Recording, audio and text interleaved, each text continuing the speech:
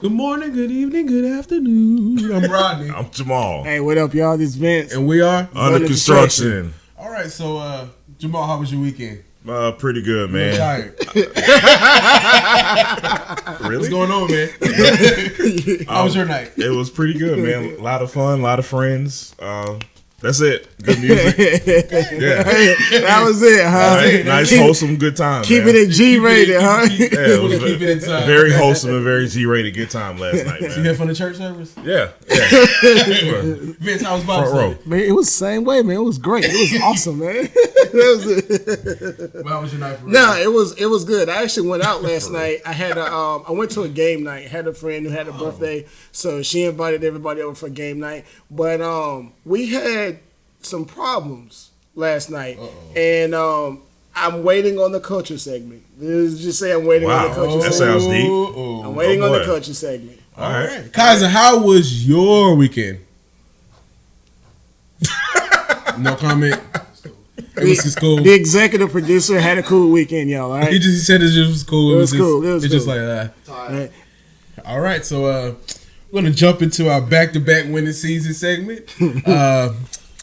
Last week, somebody was a little bit salty. His name was Reggie Bush. Reggie Kardashian. Yeah, Reggie Kardashian Bush, married lookalike Kardashian Bush. Oh, man. So basically, him and Colin Cowherd, is known in these parts. Okay. The evil minds came together. Okay. Well, I was about to say, what a hell of a combination. Hating combo. Yeah. So they came together and basically bashed Cam Newton. Basically, he said that Cam is not like MJ, not a great guy because he didn't play on a bum shoulder. He would have played. MJ would have played with the flu. I'm like, okay, flu shoulder. So what do you guys think about that whole like hate segment that Okay. throws once a week about Cam? Okay, here's my deal. Football wise, I was always a Reggie Bush fan.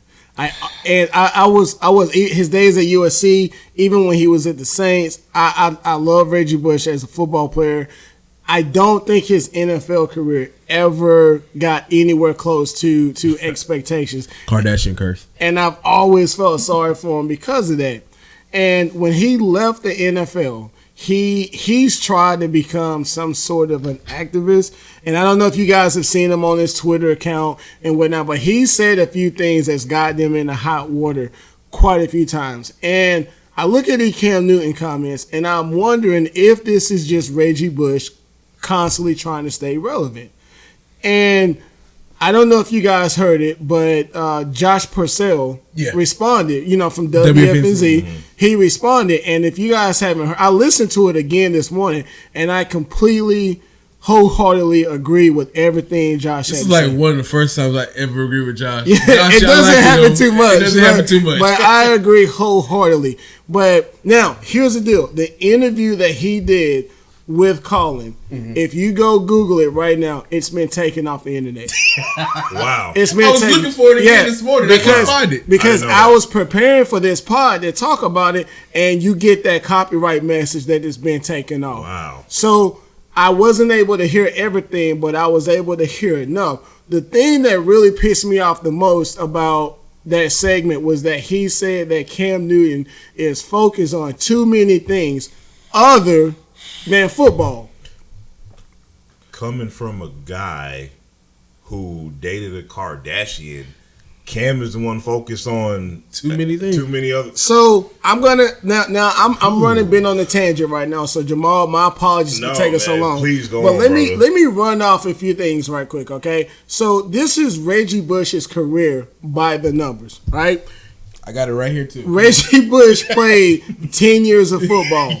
All right. Now, if we're speaking regular season only, that's a possible 160 games, right? Mm-hmm. Out of those 160 games, he played in 134 of those games. Mm-hmm. Of those 134 games that he played in, he started in 96 of those games. So out of 160 possible games, he started in 38 games less than that, if I did my numbers right.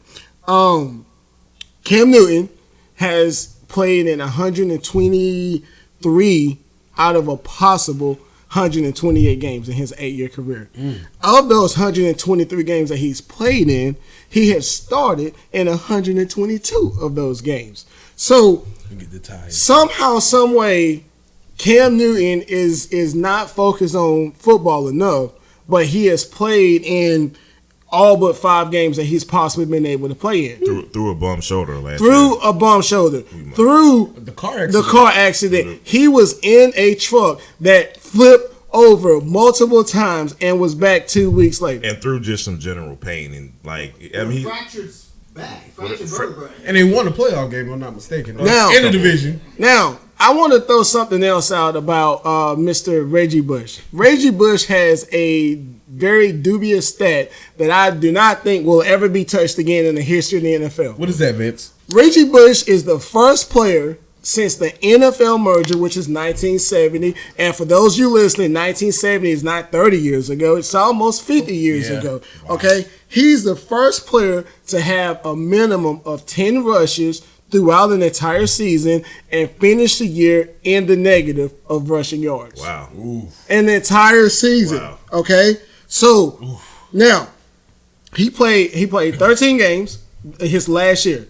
0 starts. He had 12 rushes, -3 yards, and 1 touchdown. Okay? Now, after the season, they asked him, how do you feel about it? And he said, you know what? It really sucks, but I just wasn't given the opportunities this year. And if I was given the opportunities, I think I could have done better, which is fair because you were in Buffalo. Right. However, in that season, Buffalo led the league in rushing yards, they led the league in rushing touchdowns, and they led the league in rushing yards per attempt. And do you know what Reggie Bush did after that dubious season with the Buffalo Bills? What did he do, Vince? He retired. You got it, Jamal. How do I follow that up, man? Here's what I'll say to that. So there's a personality that's currently on ESPN that talks a lot about other NBA players that were way better than him, and every time I look at him, I'm just like, you just kind of like my face kind of balls up like, well, I think it's a requirement to have that on ESPN. So please let us know which former player you're talking about. Former Bobcat. Okay. Former Bobcat. Okay. Former end of the bench Bobcat. Ryan Hollins has a lot to say about a lot of NBA players who were a lot better than him. The guy who said that Rondo's better than CP3. Yeah, that guy. And so to compare this with Reggie Bush talking about former MVP winner, former Super Bowl contender Cam Newton, it's very puzzling, but I'm going to tell you why it's not that puzzling. Because it's safe to say that Carolina sports fans have a hate-hate relationship with Colin Cowherd. Yeah. Is that safe to say? Yeah. There's a segment of this fan base that may like Colin Cowherd. And we know what the reason is. Yeah. Colin Cowherd, for some reason, I think he wakes up every morning and there's a Cam Newton poster posted above his mirror. And he just says, man, what can I say to just hate on Cam Newton today? And I believe this interview was very calculated. I think it was a combination of Reggie Bush wanting to stay relevant. Colin Cowherd probably has some type of relationship with Reggie Bush. Hey, Reggie Bush, what you doing these days? Well, I'm just kind of driving Uber part-time. Hey, want to come on the show? Cool. All right. What can we talk about? Cam Newton seems to be a lightning rod topic. Let's do it. Colin Cowherd is probably like, perfect. It's a perfect combination. It's like, I'm pretty sure they were probably holding hands while they were saying all this because it's like, I don't understand how somebody like Reggie Bush can say Cam Newton is not focused on football. We just watched an Amazon primetime special where the owner himself said Cam Newton's playing through this injury and there's obviously something wrong with Cam Newton's health. We saw it for ourselves. It's on film, guys. This is not our opinion. You get what I'm saying? So the audacity of this dude to question Cam Newton's heart, effort, whatever you want to call it, is beyond puzzling to me, man. And to caveat out for that, this just came to mind. Le'Veon Bell actually went on either Snapchat or IG. I can't keep up with these apps these days because he's been getting criticized for doing things outside of football as well. And he basically he's doing a lot. He basically said, so what, do you guys think that we just wake up and eat, sleep, and take a dump football all day, every day? Which is fair. We have lives. Like for instance, like what do you do for work, Rodney? I work at a bank. You're not, but you're not doing anything bank related now. You're not doing anything bank related now. So as long as you're doing what you're supposed to do as it relates to your professional craft, I don't really care what you're doing outside of that, as long as it's legal and moral and all that good stuff. Gotcha. So I don't. And what's worse about this situation is Reggie Bush is a former player. Right. Yeah. So for a former player to come out and say the things that he say, like, that's the most baffling part. Do anything for clout. But when he specifically questions, because he questioned whether he thought Cam Newton was hurt or not. Let's not forget that. You get what I'm saying? To me, it's just like, dude, he was obviously hurt. What are you talking about? I don't know if I questioned his heart or whatever he said, comparing his situation to MJ's flu game.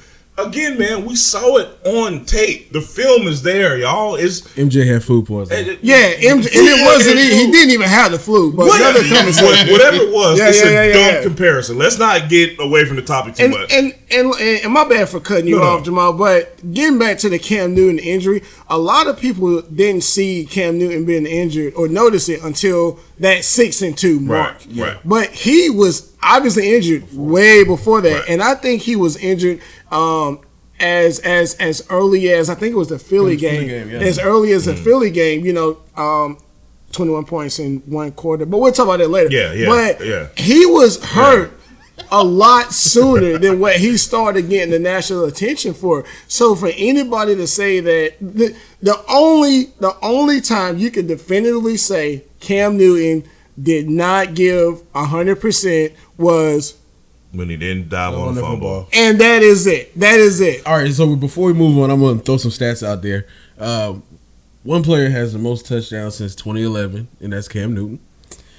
So Reggie Bush, for his career, 36 touchdowns, 5,444 yards. Cam Newton thus far, 58 rushing touchdowns, 4,808 yards. Think about that. That's one maybe Reggie running back. Yeah, maybe Reggie should have focused on more stuff during his career. Yeah, I don't know. All right, so other than Kardashian. So this week, training camp started. Few battles going on. Annual pilgrimage down to Spartanburg for the last couple of times coming up. How do you guys feel about the training camp thing? I know you talked about maybe going. So Yeah. Haven't been, but I'll let Jamal take the lead on this one. I haven't been for this particular training camp yet, but I've been before. It's a very fun experience, man. Like you get the real deal. You see the real preparation. You see the intense battles on the field. Now, as far as this particular training camp, there's one thing that's been on my mind all week, man. We're all Panthers fans, right? Mm-hmm. Okay. So we see this clip of Cam Newton throwing the ball 40 yards. We love the team. It's like, wow, okay, cool. He threw a 40-yard bomb. I have never seen people get so excited about a 40-yard pass in my entire life. I just want to say that, man. Like, I don't want to hate on fans who got excited about this. I don't know if it's because Cam Newton looks healthy. You saw the end of last year. Yeah, and I think that's coming back to the shoulder injury. Yeah, you saw the end of last year. Them 20-yard ducks was ugly, man. They were. When he hurt his shoulder, the fact that he couldn't drive the ball past 20 yards was extremely concerning. But I think it's a little more than just Cam Newton's health and people getting excited. People love some football, boy. Yeah, that is true. People love getting excited about the Panthers. But this segment is called back-to-back winning seasons because what? We never had it, man. We never had one. So my question is, why is it we get so excited about a team that's never had back-to-back winning seasons? Stop. But because we had a losing season last year, which means we're due for a winning season this year. Oh, okay. Yeah. It has to be. Yeah, so we can be really positive and excited about one team in this city, right? Okay. I didn't know there were different rules. I fell right into that, boy. I tried to get you for fun. Oh man, I fell right into I just love to see our fans just really excited and positive about this team, man. It's a great feeling, dude. I love when everybody in this city comes together and roots for the team, man. It's awesome. And that 40-yard bomb was the best thing I've seen all season, man. Oh man! Yeah. All right, look. Okay, so I got to follow that, huh? Follow it, okay, man. so first off, I just want to send out my sincerest, most heartfelt sympathies to Elijah Hood. Oh yeah. For those of you that don't know, Elijah Hood showed up to training camp and told his family, I'll see you guys later. And then 3 hours later, he wasn't a Panther anymore. Hey, can you come pick me back up? And They tripping. if it's wrong of me to present this in the way that I am, hey, I'll take the hit for it. But I felt like he should have gotten a phone call or Before the night before. That I really felt bad for him on that. Hey Jamal, thank you for coming to work. We gotta let you go today. You called me before I woke up. But to get to training camp and what I'm looking for, there's three hot takes that I've taken so far from the first week of training camp. The first one is Shaq Thompson. Yeah. I've seen that he actually looks pretty good. So far he's in a contract year. Yeah. So it's literally all eyes on Shaq Thompson. I think he's kind of gotten a raw deal because I wanted help me out. TD gone 2 seasons ago. Yeah. And now that he is gone, Shaq Thompson, it's really a put up or shut up year for him because it's a contract year.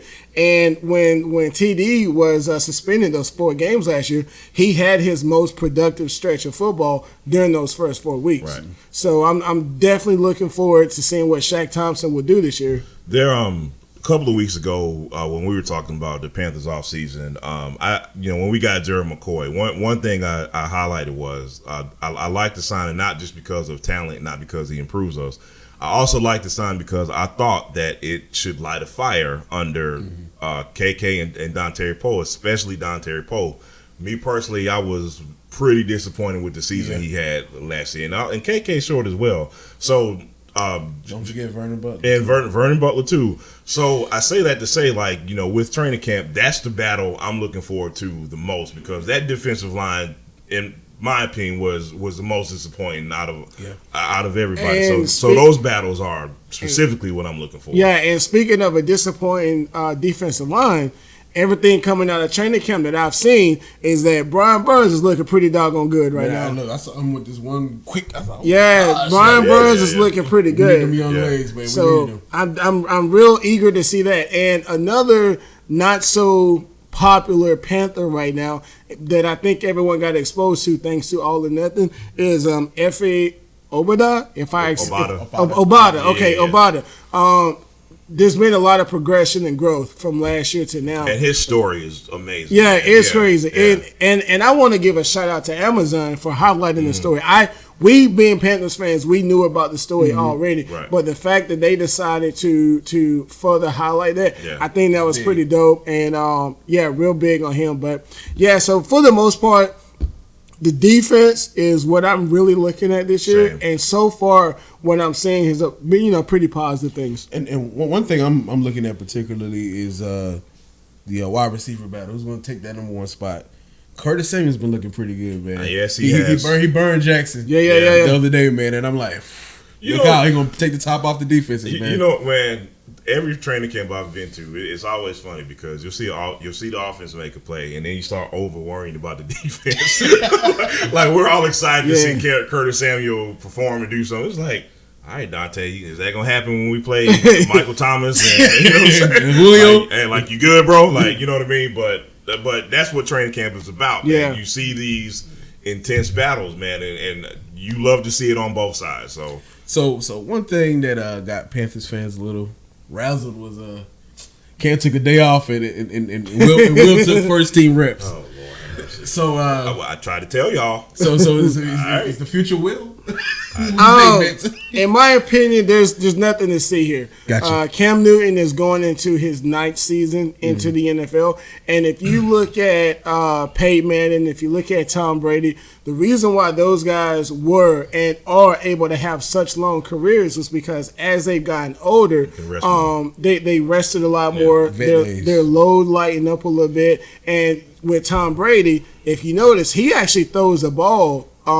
Those short routes and intermediate routes a lot more than he does the long ball. So today was nothing more, or that day was nothing more than the Will Grier fan club saying, "Hey, y'all, it's happening! Look at that boy! It's happening! It's Charlotte getting right all them #1 picks, boy. It's only a matter of time. Cam Newton, you better watch out." But honestly, there was nothing to see here. There was nothing to see. I agree. You kind of said the same thing I was gonna say, man. Because look, man, it's breaking news anytime Cam wakes up and takes a dump, man. Like that's where we at with Cam Newton. Anything Cam Newton does or doesn't do, man, it's news. But to sensible people who know football, and it's nothing. Wait, you know what? We're gonna go off topic here. I feel like I need to highlight this right now. Everyone talks about what Cam does or doesn't do. When Will Grier got drafted and they interviewed Cam with how he felt about the signing, what did he say? What was his response in regards to Will Grier? I don't remember. He kind of embraced it. Well, yeah, he did. He embraced it. He said he's excited for it. He can't wait till Will gets here, right. and he's looking forward to helping Will develop and all that good stuff. Melvin Gordon in San Diego is holding out right now. He's holding out for a bigger contract. They asked Phillip Rivers, how did you feel about Melvin Gordon holding out? Did you guys see his response? No, have not. Phillip Rivers says that it sucks that he's holding out, but we got a lot of running backs on the team. Wow. But the national narrative on Cam Newton and his attitude. How come I didn't hear about that? How come that's not all over my Facebook feed? Hey, America loves its Mavericks. I don't know, man. I don't know. All right. So I got a question for you guys. The NFL released their top 100. They're at number 50 right now. Well, 41. So Cam was at 87, and CMC was at 42. Okay. Too high, too low for Cam. Too high, too low for CMC. What's your thoughts? I say it's right, and I'm gonna tell you why I believe it's right. Because we have to realize, we have to realize that this is based on season to season. Mm-hmm. You get what I'm saying? And if we base it off of last season and we look at the totality of the season, it's about right. Because what this list doesn't kind of take into consideration, like the list is not going to be fair. And what I mean by that, like we know Cam was hurt after week 7, 8, whatever it was, and he performed badly because of it. Yeah. But that list is not going to say, well, Cam was injured, so we should rank him higher. It doesn't work like that. You know what I mean? So the list is pretty accurate in my opinion now. And honestly, you know, I know we're not really talking about this now, but I can see CMC making a big jump on this list next year because you look at him, he's going to be like really high on a lot of fantasy football teams draft in mine. But pretty much co-sign. We posted a graphic a couple weeks ago about the Madden ratings because I think Cam got like an 83, 84. And when you go back and when you look at his rating 2 seasons ago, and see how high he was, but if you take a look at Andrew Luck and look at his rating the year that he came back from injury, I think on Madden he was low 80s, and on the top 100 list he was like in the 80s as well. And now coming back this year, he's taking a big jump because he had a pretty good year. Yeah. So we don't like it, but to say what Jamal said is pretty fair. Like I don't have any problems with Cam coming in at 80s, and as long as he play the way that we know that he can play, because even though he was injured, he still, statistically speaking, had a better season last year than he did during his MVP year. So if he keeps that up, he'll be right back top 20 like he was before he got hurt. Good point, because I don't know exactly what his rating was his MVP year, but had to be probably top. like 95. Probably. No. Or you talking about before the year before? You know, his MVP year, whatever they ranked after that year. Oh, like, he was number one. He was number one, right? Yeah. So that just lets you know how it changes from year to year. Going into last season, I think he was 23. Mm-hmm. I think it was 23. So, I mean, yeah. What to do about it? Yeah, pretty good. Gotcha. All right, so we're going to talk about the Hornets hit. Yeah, buddy. Unfortunately, in the segment we call the 10th pick because that's what we always seem to pick. All right, so my blood pressure was really normal until just now, man. Let's get some positivity, baby. Yeah. Let's get that same come on this positivity train. Woo! We got to be the agents of change. All right, so I have a statement to make. Let me see if you guys agree. So Michael Jordan can pay Zion Williamson for a shoe contract, but he couldn't overpay for Kemba Walker to bring talent in here. How do you feel about my statement? There are a lot of dumb statements I have heard. That's amongst one of the dumbest statements. Why is it? I want everybody who may be watching, everybody who may be listening, without using Google, I want you to name the Jordan Brand's CEO. I'll give you 5 seconds. It's Michael Jordan because he's the CEO, GM, and owner of the Hornets. And governor. And Grand Wizard. Everything. Michael. Rodney, I love you, man. I love you. So when I give you my response, this comes with nothing but love, okay? Hey, man. Hey, I'm just echoing what I hear online every day. Next topic. That's how I really felt. But next topic. Gotcha. Thank you for saving me. So Vegas released the over-unders for the Hornets this year. I don't want to move on because I got stuff to say. I'm sorry. Go ahead. Executive decision. I have stuff to say. Talk on this topic. Talk. I don't know how many times I have to say this on this show. One more time, people can hear you. Let me look in the camera and say this.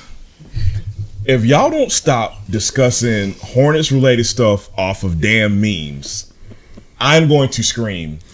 A meme does not give you accurate information. A meme does not give you context, people. How many times do we have to say that on this show, man? Hey, Amin told me he owns prisons, dude. The memes are always right.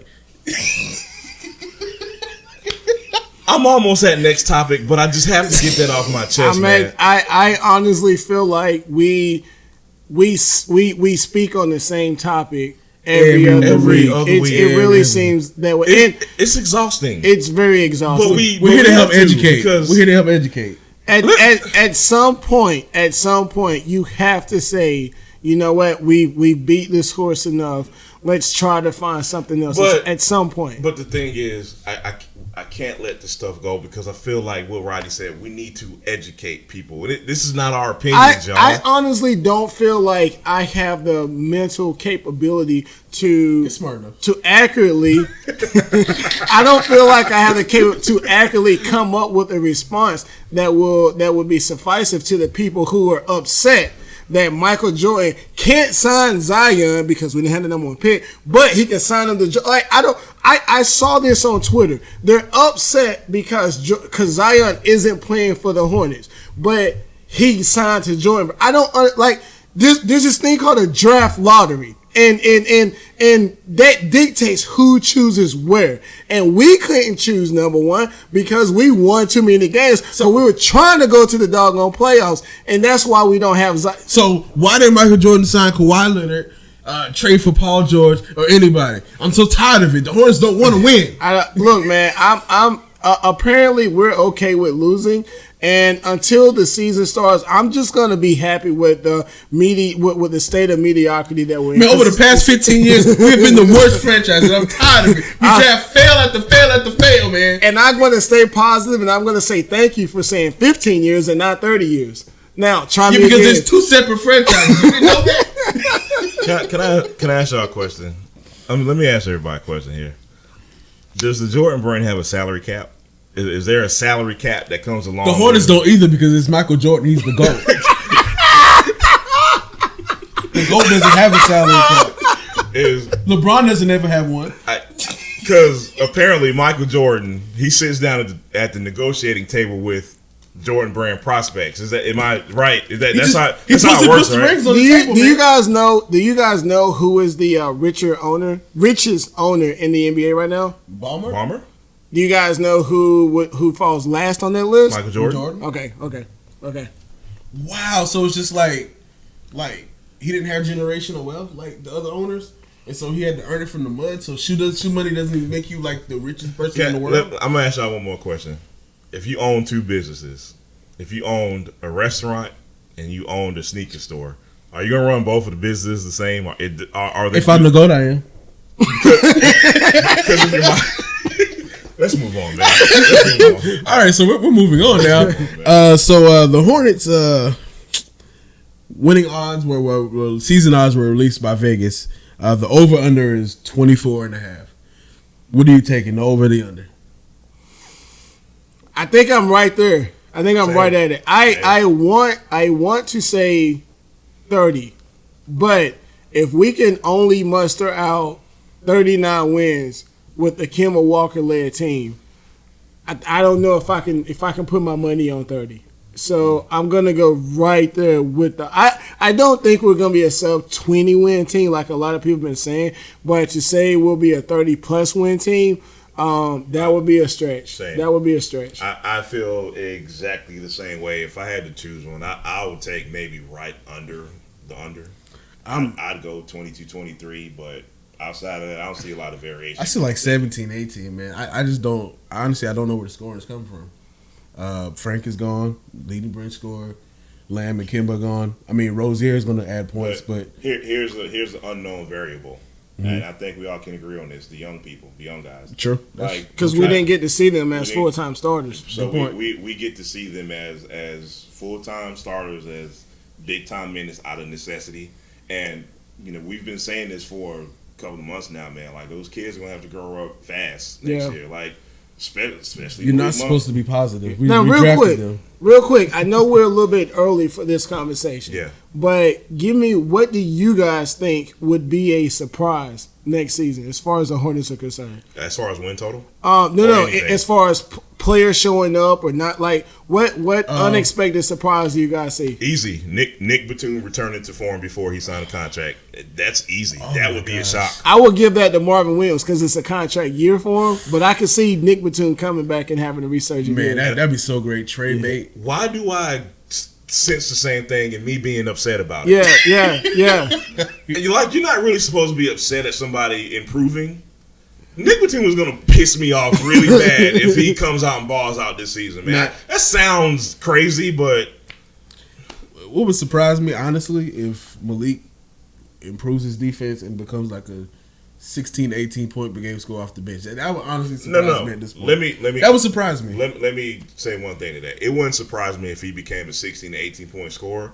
It would surprise me if he became a efficient 16 to 18. Yeah. Because he's gonna put up some shots, man. But it's about whether he can be efficient doing it or not. Yeah. So yeah. And I think my money is on Devontae Graham.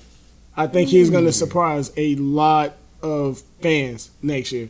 With him having increased minutes, I think he's going to surprise a lot of fans. He's really good at taking care of the ball. Yeah, he plays very smart. He looks for the pass. He only shoots when he has to, when it's the right thing to do. I think he's going to surprise a lot of fans next year in a good way. But this is not really trendy for us to be sensible. So, let's just go ahead and say we're going to be terrible with a team. Well, speaking of no positivity allowed, man. Speaking of no positivity, we have a former Charlotte Hornet who did an interview earlier today, and he's pretty upset because he feels like the NBA has given up on him. So, what are you talking about? I want to ask you guys, what do you feel about it? We're talking about Jeremy Lin, former Hornet. He feels like the NBA is giving up on him. He feels like he has a lot left to give. How do you feel about that specifically? And then we could kind of move on to, would you want him to come back to Charlotte? It's about 30 years old. Has been injured a lot the past couple of years. It's a point guard rich league right now, and I understand. Like, he didn't contribute anything to the Raptors winning the championship, and it's just like, to be fair, he didn't get time either, though. I mean, but maybe for good reason. I'm just throwing it out there. Maybe he's not that good no more. Right. But I mean, as far as him coming with the Hornets, back to the Hornets, I honestly wouldn't mind it as like a third point guard mentor. We know he can play some shooting guard as well. We've seen it here. I'd be okay with it. for the league minimum, maybe. But I mean, I'm not beating down the door for those LOFs again. Gotcha. And for those who didn't, well, we'll do that later. Go ahead, Jamal. I feel exactly the same way. I said a couple of weeks ago. Matter of fact, the Hornets still need a third point guard. Yeah. We still have not signed a third point guard yet. And as far as that would go, man, I would welcome him back in that role. You know what I mean? As far as the topic at hand and the NBA kind of shunning him at this point, like Rodney said, man, it's a point guard driven league. You got a lot of young talent at point guard. You know what I mean? But at the same token, man, it's never a bad thing, in my opinion, to have that veteran presence as a third point guard. So with that being said, I get Rodney's points, but at the same time, I still think he has a job somewhere. He has a job here, in my opinion. If I'm the Hornets organization, I call him in a heartbeat, man, just for that role specifically. Now, some people flip out for no freaking reason, but in that specific role of a third point guard, man, I'd welcome him back. I'm gonna be the odd man out here. First and foremost, I don't want to see him in Charlotte. Okay. I don't want to. I think Jeremy Lin has unintentionally burned too many bridges, and I think he's worn out his welcome in the NBA. Because if you look at his track record, he's spent most of his career looking for the next best thing, looking for that great high. When we had that Jeremy Lin playoff team here in Charlotte, and I've been constant about this topic. Jeremy Lin was, I want to stay in Charlotte. I want to stay in Charlotte. I want to stay in Charlotte. I want to stay in Charlotte. As soon as he got offered the money, boom, gone. Yeah. Huge contract. Too big of a contract. Now, unfortunately, he dealt with some injuries in Brooklyn, which got him traded to Atlanta. And I think his playing time in Atlanta was very sporadic, okay? And then what did he do in Atlanta? Hey, guys, I don't want to be here. Right. Buy me out. Right. And then he asked to be bought out, and then he ended up going to Toronto. And that's not even speaking on his career before Charlotte. And I think he's just worn out his welcome because in too many scenarios, he's looked for that big payday. That is a great point. And what I want to say to that is if you're a perennial all-star, you can get away with that. Mm-hmm. Jeremy Lin may be overselling himself a bit. Mm-hmm. That's a good point, though. This kind of goes. The reason I wanted to talk about this today, this kind of goes back to the conversation. If you were an NBA player or a professional player, would you be the type of person that you want to get paid as much money as you can throughout your career, or do you want to be that type of person that you might miss out on some money, but you end your career at championships? Mm-hmm. And I think Jeremy Lin chose money over championships, and there's absolutely nothing wrong with that. I fully support the players always doing what they want to do. I fully support them. Yeah.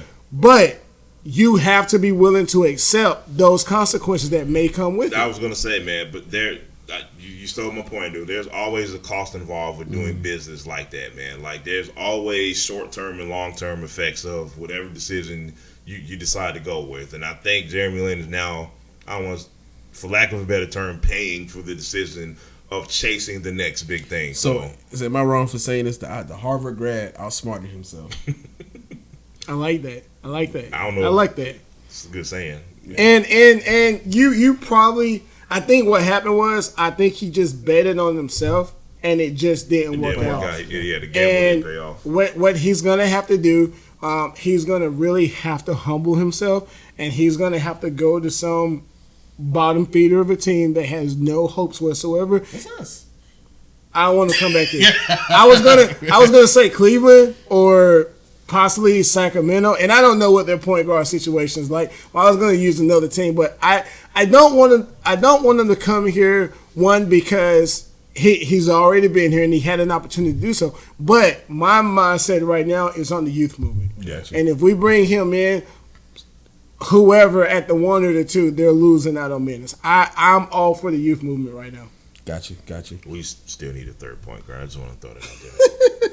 Hey man, it's sparse out there, man. Well, let's get a third point guard who will not bring an entire demographic of fans who care nothing about the Hornets and solely just want him to get playing time. Hey man, that's cool, man. Just as long as he doesn't wear those cornrows again, we're fine. All right, so we're gonna jump into our culture segment. We're gonna keep it in home, in state. The good folks in the 919, aka Rollywood, specifically Mr. Stephen Malik, is kind of pissed off that it looks like Dave Tepper has the fast track to MLS. Stephen Malik is the owner of the NCFC in Cary? Something like that, yeah. And the NC Courage? Yep. Recently he went to the Arsenal and AC Foreign Tour match.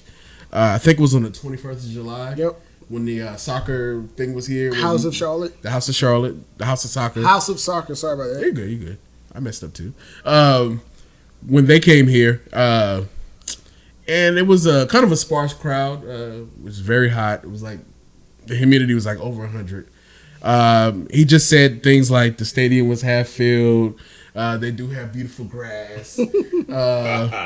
Easy concessions. So what's your message from Mr. Malik? Okay. In order to live in Raleigh or in the Tri-City area, is it a requirement that you have to spend your entire life complaining about the other cities? I think so. Because I'm a Tar Heel fan, and I'm constantly listening and hearing and watching NC State fans always trying to put themselves on the same level as North Carolina, and they're not even little brother to us. They're like distant cousins. And now here we have this guy Stephen Malik, and I went and I looked at his Twitter account, and he complains a lot. He complains a lot about dumb stuff, but. I'm going to throw this out there. Now, Mr. Malik has been in Raleigh for at least 10 plus years. I can't find an exact date, but he's been here for a very long time. David Tepper has been in Charlotte for 2 years, and he already has what looks to be a straight line shot at bringing a soccer team here to Charlotte. So why are you getting upset now? This you've had the opportunity before Tepper got here, and Tepper has come in 2 years and done what, for whatever reason, you didn't do. You couldn't do. And now you're upset about it, and I don't understand the subtle jabs taken towards Charlotte about this. Like, be happy. And then he took another shot because it's Bank of America Stadium, but there's another bank, Ally Bank, that would be affiliated with. Okay, so that's a player move. So yeah. So and what? Like, okay, so you're upset because people are actually cooperating with each other? Bless his heart. I don't understand it. But now you mentioned something about the House of Soccer game being sparsely populated. And okay, so. The soccer team or soccer club up in Raleigh, it currently only holds 10,000 seats, right?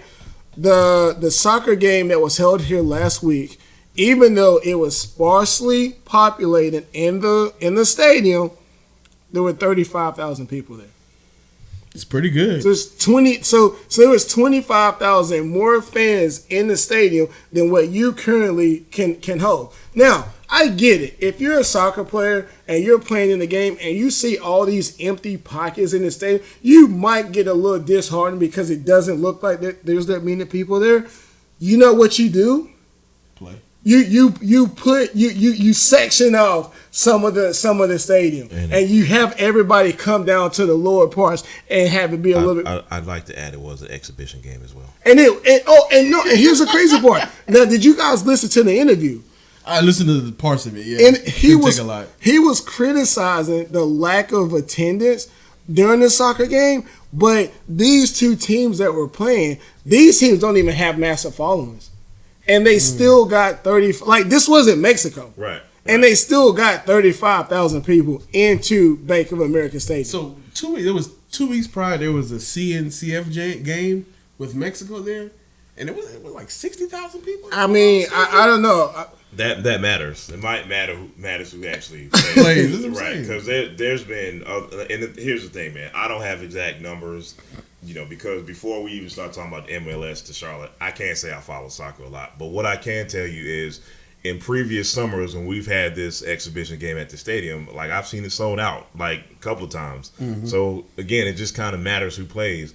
You know how like there's a certain segment of the fan base who can't wait for something negative to happen so they can pounce on it with a certain team in Charlotte. They take jabs at you. Then they take jabs at you.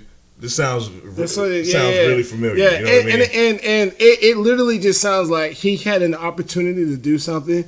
He missed his opportunity, and now he's taking shots at the person who has the money, who took advantage of it, who has the money to do so. I mean, this is a bad look for Raleigh as well to me. I mean, think about this. Arthur Blank is the MLS expansion. He's the head of the expansion committee. Arthur Blank has a pretty good relationship with David Tepper. If Tepper came across these comments, hey Arthur, tell him no. Right. Pretty much, like, right. Think about that. Let's think about this. Like, he says that Raleigh's a better fit for soccer. I mean, Charlotte has Tom Glick. I just want to know how so. Like, what makes Raleigh so much better for soccer? Oh, and not only did he say Raleigh was better for soccer than Charlotte, he said Raleigh as a city was better than Charlotte. So Raleigh has more of those, like, those vans that those moms drive, the soccer moms drive. Yeah. So it carries the hotbed for it. So they all travel to Raleigh.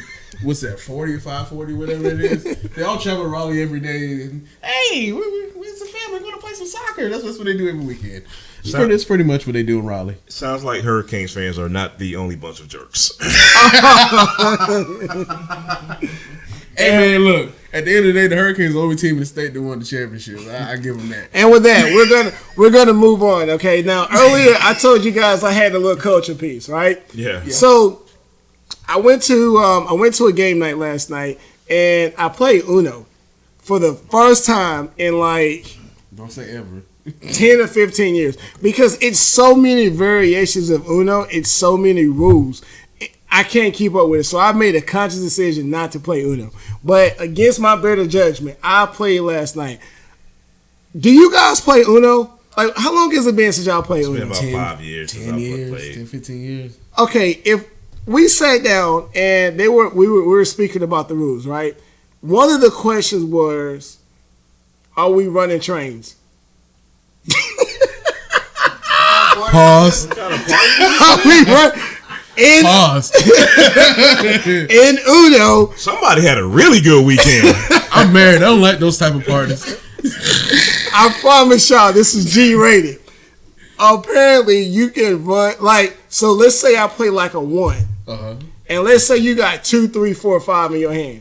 You can lay all of them down. That's a train. No. Never heard of that. No. That is. I've heard of that, but I never know like that. Apparently, this is what you do. This is like normal in Uno now. Now they allowed us to stack numbers, but you couldn't stack colors. And when I grew up playing, I was able to stack colors. I thought this was the rules. So colors, yeah. Numbers? They allow you can stack numbers, you can't stack colors. That's preposterous. And I appreciate you guys responding the way you do, because it lets me know, because I don't feel as bad now, because just I was the eyeball out last night. So there was something happened last night, I can't remember, and I had 3 cards in my hand, and they all were blue. And I went Uno went out cocky as hell. And like the whole table was ready to fight, because apparently that wasn't right, because it was a blue card on the deck, right, on the discard pile, and I had like a blue 3, a blue 4, and a blue skip. So I played all 3 cards with the skip on the top because they're the same color. That don't seem right. That don't seem right. Where are these people from? All over. I think there's some Charleston and Myrtle Beach. They went to school at Clemson, most of them. No, they gotta be from Connecticut. Man, it was like some of the rules, some of the things that I saw last night. I'm like, you know what? This is my last time playing Uno for a long time. I'm just gonna stick to my spades and maybe dominoes. That's something. Maybe because we all haven't played in so long, that's something new that came about in the last 10 years. I don't know. So weird. That sounds like some 90s baby stuff. Probably, yeah. I don't know, man. That's but it. I just felt the need. I felt like that we needed to talk about that. So I got a quick question. So something inspired me what I saw this weekend. Jamal may have seen this as well. What is the difference between northern and southern women? Ooh. Oh, I gotta go first. Yeah, because I don't know if I want to. Oh man, It's a little dangerous, man. I Yeah. don't know. so I'm gonna give mine. Okay, go ahead. Southern women are more passive aggressive. They're better cooks, and I love the accent. I love the different accents. Northern women are too like for me. I don't like that. For me, northern women live in the north, and All crazy. southern women live in the south. That's my only difference. I'm not going down that rabbit hole. And it's safe. What you got, Jamal? He gonna play it safe too. I'm speechless, man. Northern women are more direct. Southern women are more passive aggressive. Got that. I feel like northern women are more fun. No, I do. I feel like you just don't like trap music. Yeah, So you don't like trap and things, that's stuff like that? why I can listen to Nas with the northern one. And Nas be listening to the baby in the car with you. Oh, stop it! Stop it! I don't know if you caught that this week. I did. Because you sent it to me 3 times. So yeah, I did catch it. Rodney, thanks. Okay, before we get in trouble, yeah, right. I'm gonna take the lead here, and I'm gonna move on to the shout-outs. Okay, Go ahead. So you got Wait, real quick, because we got like 10 minutes. Did y'all see the freshman Cypher?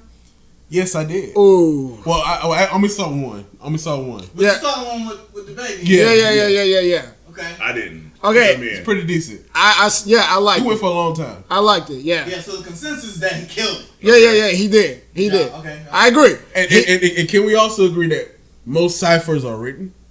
Yeah, Oh, Yeah. of course. I agree. Okay, so people think you're supposed to just freestyle. Yeah, no, the ciphers are written. Yeah, so his was great.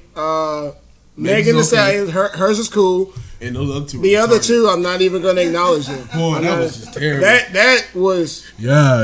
Oh, yeah. it, That's why you're supposed to write your verse. they're so Well, you can't read. It's, those I'm sorry, man. Like Those I'm getting other- old man and grouchy now. those other Welcome to two the were club, so sir. bad. Come on in, man. Come Those on in. other two were so bad Oh, my God. that when the baby was doing his cipher, one of them in the back was looking in Like- amazement. He was like, You "Yo, can rap. like," and it hurts me that these musicians continue to get put on. Yeah. I don't like. I get it. I don't knock. This is a beautiful moment right now. I feel like y'all are coming in my way now. Like, come on. No, I'm just not as demonstrative as you are. Yeah, we're not. But I think there has to be some level of competency met before you call yourself an artist Really? and put yourself out there publicly. What's that word you just said again? Look, listen, I know Rodney. I know Rodney a lot of times will come in here and he'll do like his little trap music stuff and all this. I've never attempted to rap in any way because I know I would never take it serious. Yeah. And the reason why I choose not to is because I feel like I would be making fun of the art and disrespecting Respect it the too ones who actually put the time in. Really? And that's what I feel about when I see 2 of the 4 MCs on that cipher. Boy, that was so bad. It was bad. I- it just you just skip it. Just skip to All Megan and watch. All I gotta say, man, as the resident old grumpy music snob on this panel, my heart is just warm right now, man. Like I feel like y'all are slowly but surely just And no, and it's we not get even old that. every day. It's not even that though. I mean, I felt like this always. Yeah. But I think it's just easier for me to receive some of the music that you would choose not to listen to. It's almost like I chose to change with the times. Yeah, You chose to stay back there. I think. that is not fair. Yeah. That is You agree with me, I right? agree. I totally No, agree. I don't agree one bit. But shout out to YB and Corday because he can rap too. Look, I like that kid. He's He's born in Raleigh. No. So we give him a shout out. He has a song with Anderson .Paak that is fire. I like that. What? Yes, I You like somebody it. under 25? Yeah, but see that's y'all misconception. See, y'all think, you just don't like anything made after 1997. No, man. My battles are good versus bad. That is it. It ain't got nothing to do with when you made nothing. None of that stuff. It is trash versus real artists. That's it. That's all. That's all they ever try to preach, man. You say the same things I say, but I just think I say them a lot more. Yeah. And before we move into our shout outs, shout out to Vince. Because he didn't know Meagan The Stallion is an anime nerd, and he don't like her rap. Wait. Hold on. Wow. Now is she a blerd for real? I think she is. Or did she just make that one? No. She is for real. I've seen multiple. Now here's the deal. Just because we have something in common doesn't mean I'm gonna automatically accept her as an MC. You know, because she's a dope artist. She has awesome flow and all that good stuff. But me, I would still never promote her simply because of the subject. Because you don't like hot girls. Because of the subject. And this isn't me trying to like denigrate Hot Girl Summer in any way. And before any woman looks at this and get upset, I criticize male rappers the exact same way. He does. I'm being fair. He does. And I just feel like in 2019, all of it is trash to me. I just feel like at this point, with so much that our community has been through musically, I just feel like we could be rapping about a lot better stuff, a lot more progressive stuff. So, but to speak about the anime, for those of you that aren't in the wind, she made a tweet basically saying that she was watching this anime called Blue Exorcist, and she was like, "It's been good from jump." So I went and checked it out. Now, it took me about 3 episodes before I realized it, but there's 2 of them. There's 2 different animes called Blue Exorcist, and I think one is like the prequel to the other. Mm-hmm. So the one that I'm watching is not the one that she was referencing on Twitter, but it leads up to it. Gotcha. And it's pretty good. It's pretty good. I'm like 20 episodes in, bro. Woo, it's pretty deep dive for real. Yeah, man. it's pretty good. So, and as soon as I finish it, I'll go in. And the next one looks like it's a more adult version of the one. So, like this one is kind of like the build up to what they really want to get at. Gotcha. And it looked pretty good. All right, we're gonna move to shout outs. I'm gonna start first. Shout out to Miami. That's it. I got 2 shout outs. First shout out is the Elevated J. Hey. Congratulations on your album being released. Dope. Album review coming in a week. Album review coming in a week. Hopefully you'll stop Hollywooding us and you come on the show, man. So you on Hollywood. But shout out to him and his album, man. I've listened to it a couple of times, man. Good job, man. Second shout out goes to Sukasa. Again, a great event as always. Glad to see everybody out last night, and that's it, bro. Okay, so I want to give a shout out to a news station out in Texas, WFAA. I didn't care to go see what WFAA stand for, but if you type in WFAA, you would get a news station in Texas. And their news anchor, Cynthia Izaguirre, was closing a segment talking about Disney and Marvel. And she asked the audience, who was her favorite, who was their favorite Marvel character, and she followed by saying that her favorite Marvel character was Superman. Oh. And then she followed that Superman line up by saying, "With great power comes great responsibility."